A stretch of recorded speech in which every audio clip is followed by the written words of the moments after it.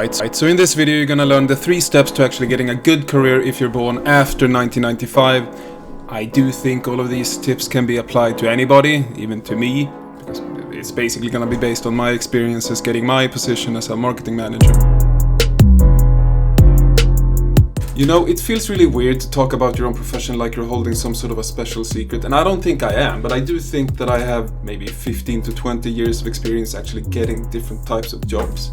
I think it's just common knowledge for a lot of people that are born before 1995, like how you're actually gonna get a good career. And then for all the people that are born after 1995, you have this like constant influence of social media throughout your life. And I think that's gonna affect how you see yourself and your career. So while I don't think it's a special type of secret at all, I think it's good just to be reminded of the influence that social media has on your life and the way that you view your own career.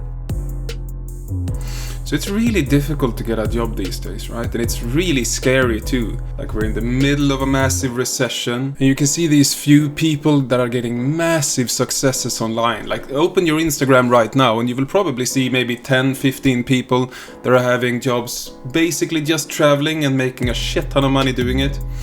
Like they're getting to travel and make bank doing whatever they want. And then maybe you're thinking, well, why can't I get that type of a job? Like, you're probably really clever, you've been working hard your entire life. Or maybe you're in a position where you're studying right now, or you just finished studying and you're looking for your first position. Maybe you already have a job and you're pretty good at that job too, but you want to maybe move up a little bit, or maybe you want to change career paths a bit, and you're feeling locked in. Like, how are you gonna get a job where you're traveling, making a lot of money, and getting to be creative perhaps? Or maybe you have a passion, like you want to draw, or you want to make music, or you want to do something like that.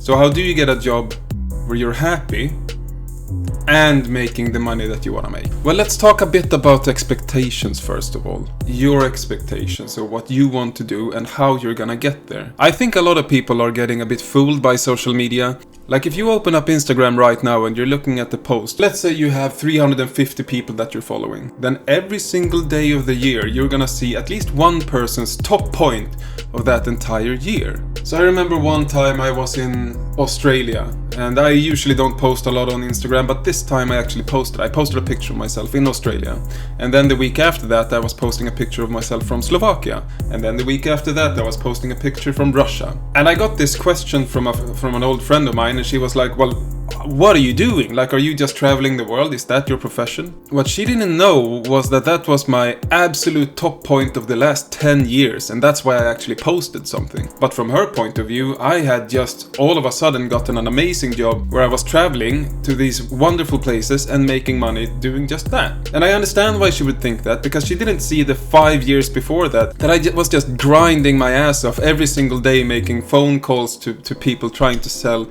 random crap online.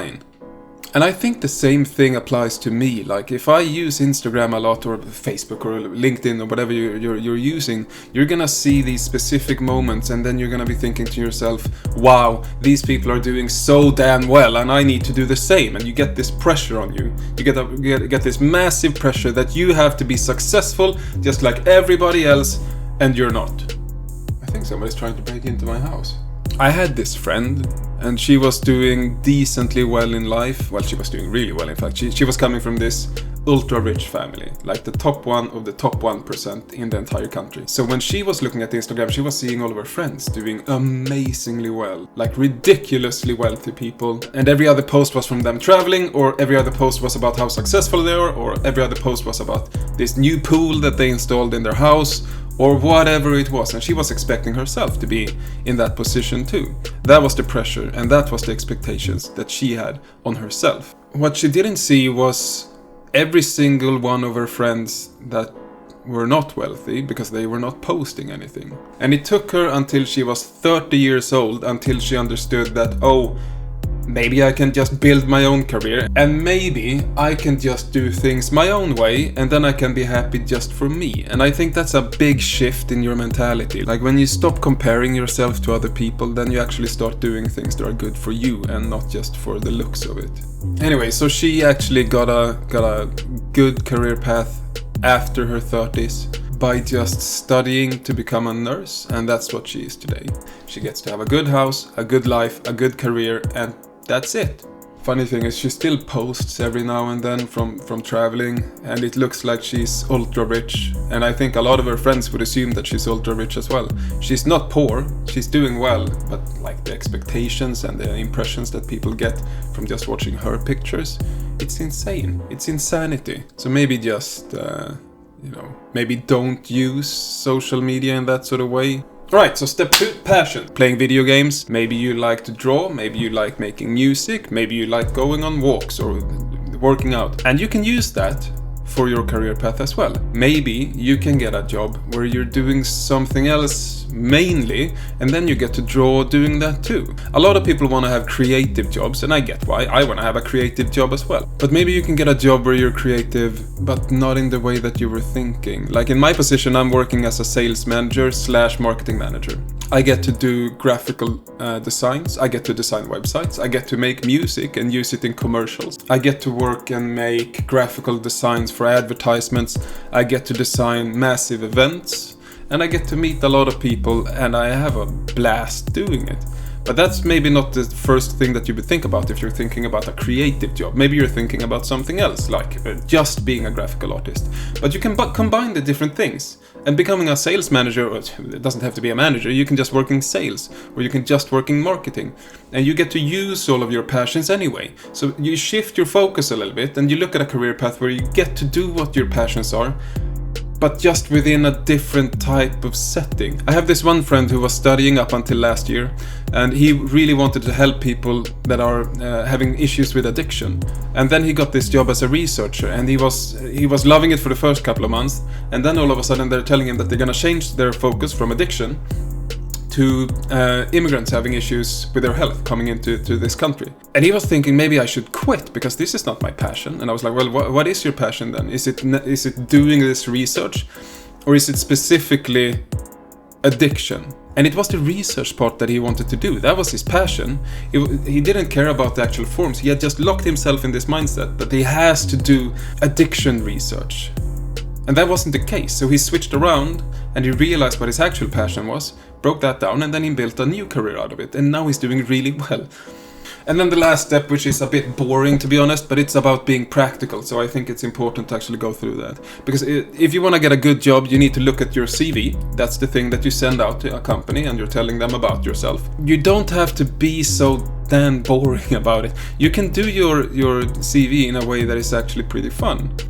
What I do, and it's worked out reasonably well for me, I think. And what I do is that I make a boring CV, like the most typical form of CV that you can imagine in the entire world. And I tell them that my name is this is my contact info, and this is what I've done before, about half a page, nothing more than that, and that's it. And that is what I send out. But then I also make a pitch deck. And a pitch deck is just a series of images where you tell somebody, where you make a pitch, usually about a product, and you say this is the product, this product does this, you should invest in this product because of these reasons, and then you end with like a proposal or something like that. So I make that sort of a pitch deck for myself. I put up a couple of images of myself, and then I tell them what I've done before, I tell them what my life is, and then I tell them that I want to work with you for this and this reason. And just having a pitch deck and sending it out means that you're separating yourself from the bulk of applications that are coming your way.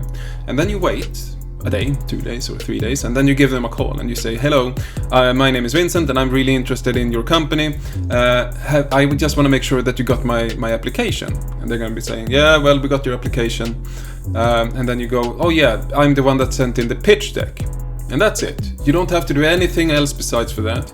Just doing those steps means that you've separated yourself from the bulk of applicants, and then you've made some sort of a connection so that they will actually remember you. And that's it. Expectations, manage them.